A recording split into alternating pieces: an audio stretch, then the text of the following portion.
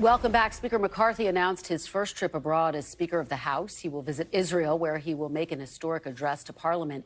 Meantime, tensions continue between Israeli Prime Minister Netanyahu and President Biden over Israel's judicial overhaul plan.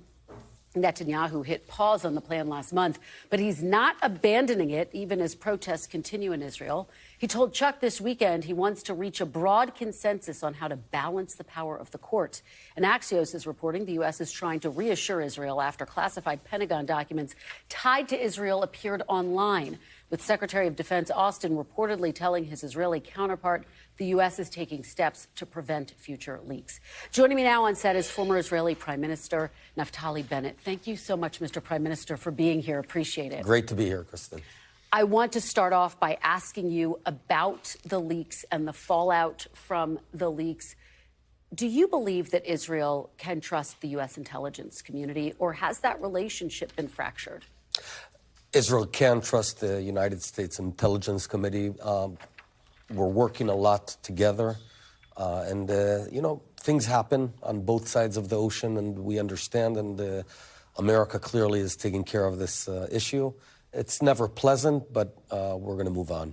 Okay, let me ask you about the judicial reform proposal. And there were some leaks around that Mossad was encouraging officials to protest the judicial plans. Your reaction to that, is that Of course, that's okay. baseless. The Mossad has no intervention whatsoever in the domestic politics of Israel, full stop, period. It's interesting because you indicated to PBS News that Netanyahu, Prime Minister Netanyahu, has effectively pulled the plan to overhaul the judiciary. Is that true? How do you see the state of his plan right now? Well, I think the big news is that democracy in Israel has prevailed. And Israel is now going to be celebrating its 75th birthday, and we got a great gift, the gift of democracy and freedom. By the way, both sides of the aisle, we all agree that we want a stronger democracy. The question is how we go about that. I think it's now clear that Prime Minister Netanyahu will not proceed unilaterally on this reform. He will go ahead only with consensus. Now, whilst he's not saying it for political reasons, I think it would be a fair representation of what's really going on. What do you think consensus would look like? And do you think ultimately it would give the government more control over the judiciary? Well, the overwhelming majority of Israelis agree on a few things. We all agree there is a need for a reform, and we all agree we need to do it in agreement and consensus. We also agree that the Supreme Court of Israel does not really fairly represent the variety of opinions in Israel, and that needs to be fixed.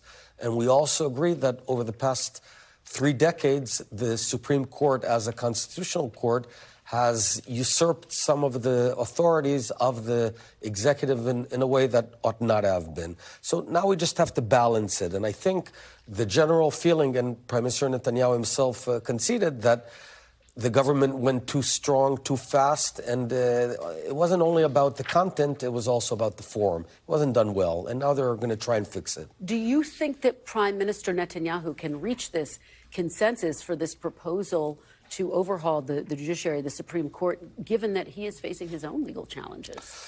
I think regardless of that, it's going to be a tough to reach an agreement. I'm not sure there will be an agreement. You're skeptical, I hear in your voice. It's tough because there's a lack of trust. Both sides don't trust each other, and that's not unnatural in a democracy between coalition and opposition. I don't think that Prime Minister Netanyahu is trying to progress this reform because of his personal issues. I think it was sort of a mishap, and he was sort of cornered into this mess. Do you think that the longer that the debate over this potential reform drags on, does it risk undermining the security of the country, given the protests that we're seeing? Well, I'd say this. Israel is going to be stronger for this whole crisis because it forced us to face a few tough realities down the road of the future of Israel's demography and domestic demography and other big questions. So it's effectively forcing us to become stronger and a stronger democracy in the long term. However, you're right. In the short term, this cloud of uncertainty will not be removed until the government says explicitly we will continue the reform only in consensus. And I do urge the government to do that. Let me ask you about the new settlements in the West Bank. The Biden administration, as you know, has expressed deep concerns. Are you concerned that new Israeli settlements could undermine long-term security and stability? No, I think what we're seeing over the past several decades is natural development in Judea and Samaria, a.k.a. the West Bank. There's the Palestinian-controlled area, and there's no settlements there, what's called Areas A and B. All of the Jewish communities being built and homes are only in the Israeli-controlled area, what's called the Area C. Does it undermine, though, you talk about the strength of the democracy, could it undermine your democracy in the long term? I don't think so, because effectively the big majority of Palestinians, roughly 2 million Palestinians, they enjoy full self-governance. The PA holds its own elections when it decides to. They pay their own taxes. They run their own roads and give their own education. So we're not in the business of governing. The majority of Israelis does not want to govern them, so we're not going to change that. I think that the main path forward is in reducing the degree of this crisis, of this conflict.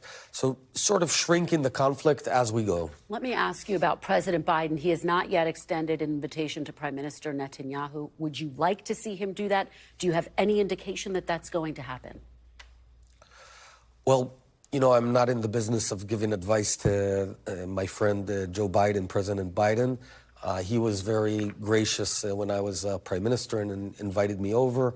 I'm sure there's, you know, technicalities, and at some point Prime Minister Netanyahu will be invited. And very briefly, Speaker McCarthy is going to be in Israel. What do you want to hear from him? What message do you hope to hear from the Speaker? That America and Israel remain best friends, and we share not only interests, but the same shared values of democracy, of freedom, of strength against evil, and that we're as strong as ever together. And have you felt that way under the Biden administration very quickly? Actually, I have. I have to say, while we do have some disagreements, the Biden administration has been extremely friendly with the state of Israel, and at all levels, cooperation is as strong as ever. Prime Minister Bennett, thank you so much for being here. Thank you. Great being here. Really appreciate it.